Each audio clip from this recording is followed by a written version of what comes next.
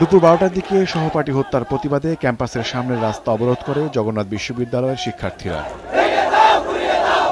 সকালে হাতে গোনা কয়েকজন শিক্ষার্থী বিক্ষোভ শুরু করলেও বেলা বাড়ার সাথে সাথে নাজিমউদ্দিন হত্যার বিচারের দাবিতে পরিস্থিতি ক্রমেই অগ্নিগর্ভ হয়ে ওঠে। ফেসবুক কিংবা ব্লগে লেখালেখি নাকি ব্যক্তিগত কোনো কারণে খুন হলেন আইন বিভাগের LLM নৈশ কোর্সের শিক্ষার্থী নাজিম, সে প্রশ্নে বিক্ষোভকারীদের নানা মত। তবে এ বিষয়ে সবাই একমত যে প্রশাসন তাদের সহপাঠীকে নিরাপত্তা দিতে ব্যর্থ হয়েছে, আর তাই খুনিদের গ্রেপ্তারের পাশাপাশি তারা চাইলেন এর প্রতিকারও। একটা সাধারণ মানুষের উপর এভাবে হত্যা করা সম্ভব না যদি তার উপর অনেক আগে থেকে কোনো প্রকার আক্রোশ না থাকতো। উনি লেখালেখি করতেন কিন্তু ধর্মীয় অথবা ইসলাম ধর্ম সম্পর্কিত ওনার ধর্মের বিরুদ্ধে উনি কিছু লেখেন নাই আমার জানা মতে।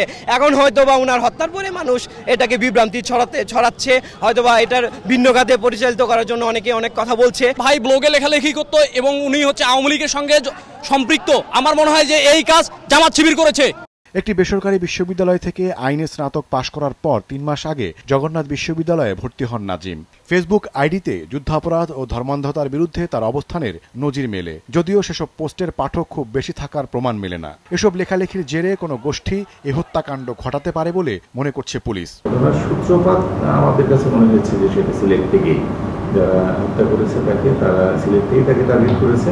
কি কারণে হত্যাকাণ্ডটা ঘটলো এটি নিয়ে আমরা নানামুখী তথ্য আমাদের কাছে এসেছে, আমরা তথ্যগুলো অ্যানালাইসিস করছি।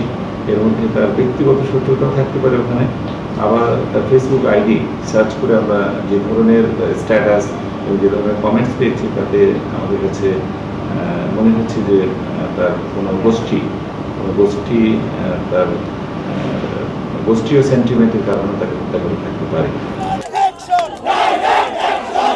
নাজিম হত্যার বিচারের দাবিতে শুক্রবার বিকেলে শাহবাগে সমাবেশ করবে তার সহপাঠীরা, আর শনিবারের মধ্যে খুনিরা গ্রেপ্তার না হলে রোববার ধর্মঘট পালনের হুমকিও দিয়েছে তারা।